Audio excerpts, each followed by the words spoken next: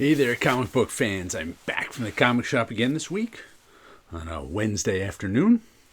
And this week I got 6 comics. And I'm wearing my new green puffy down vest just because you've never seen it before. I figured I'd throw it on. Be a little stylish. Although, I don't really know how stylish this is. But anyway, let's start with our top of the printer comics for the week. We got a Captain Victory, number 10. I love this series from the early 80s from Kirby.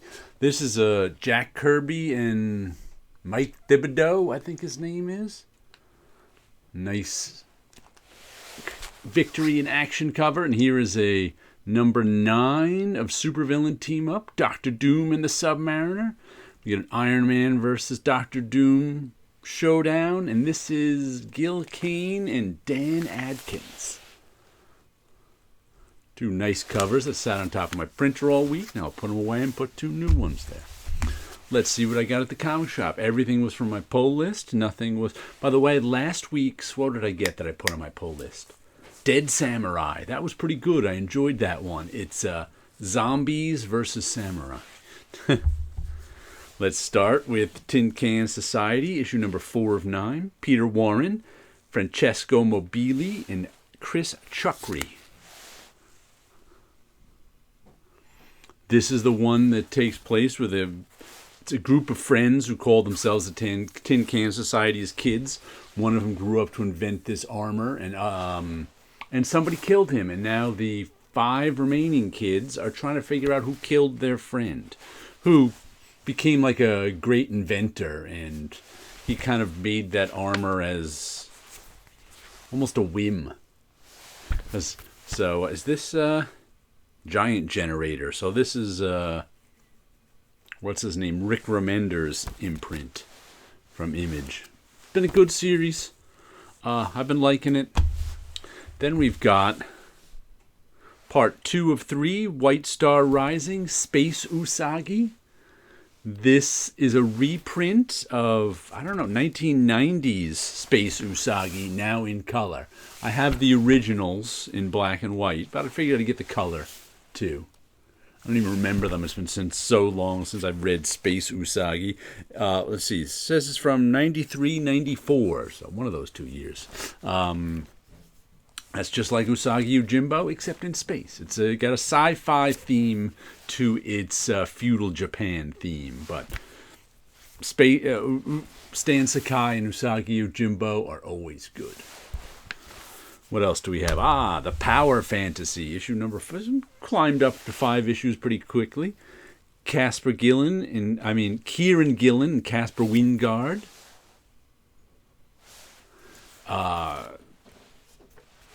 This is the one that's about not having fights. What if there were a handful of Omega-powered superheroes / mutants in the world who, if they fought, there'd be so much destruction because they're so powerful. So this one's all about what it takes for them not to fight. And there's lots of politics and stuff going on and trying to keep people happy. And like the guy who's trying to do this, the guy who's trying to be ethical is one of these Omega-powered superheroes. And he took it upon himself to try and... wrestle with the other ones to morally and behaviorally to get them not to... Because I think in this world, Europe is gone. Because some superpowered person, who I don't think is around anymore, started a big fight in Europe, and now it's just gone. That's how powerful these, superpowered mutants are. Then we've got the last issue of Paranoid Gardens.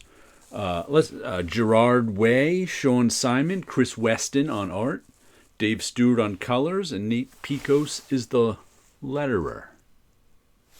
There's the back. And I've just been really enjoying this one, especially the art. I haven't gotten any Chris Weston art in a while, but he's really doing a nice job with it. He's just drawn the hell out of everything. This Paranoid Gardens is this sort of weird...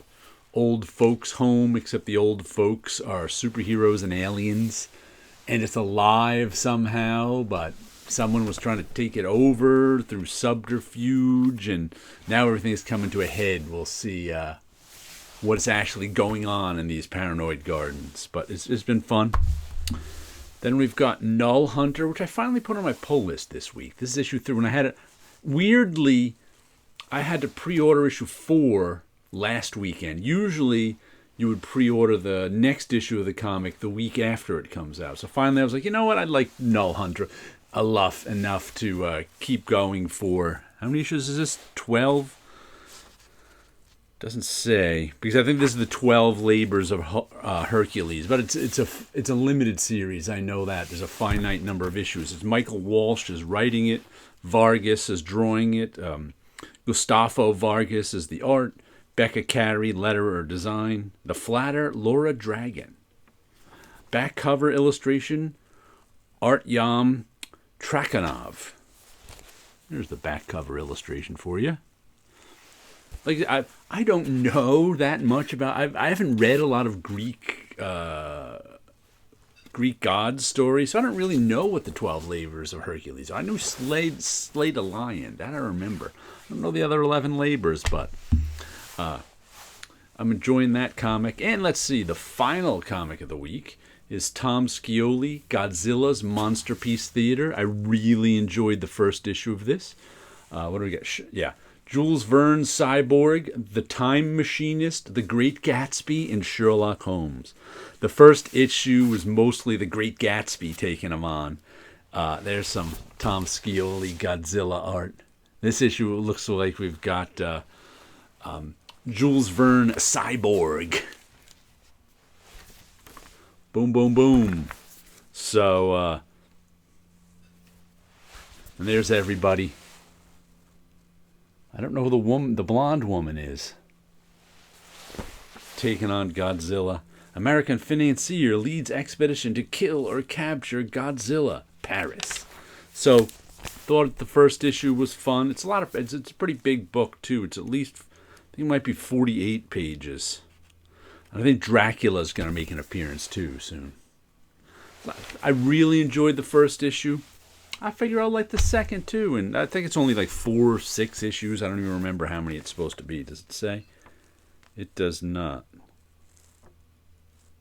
Don't know how many issues it's supposed to be. Let me show you a little bit of my artwork back here. What do we got? We got Dreams of Things, 257. This one's a little pensive. We only have one figure who's kind of not staring at us, but staring out into space, with his or her mouth all covered up, not able to speak to us. Off in the distance, an orange sky with some red pyramids. Who knows what kind of dreamscape's going on? Who knows what kind of dream actions are happening in this one, except this person thinking about it all. You know, the eyebrow goes over the whatever that is. Hair, headdress, thing. Nice blue eyes, some arrows pointing to the mouth that's covered up. If only he or she could speak to us and tell us what's going on.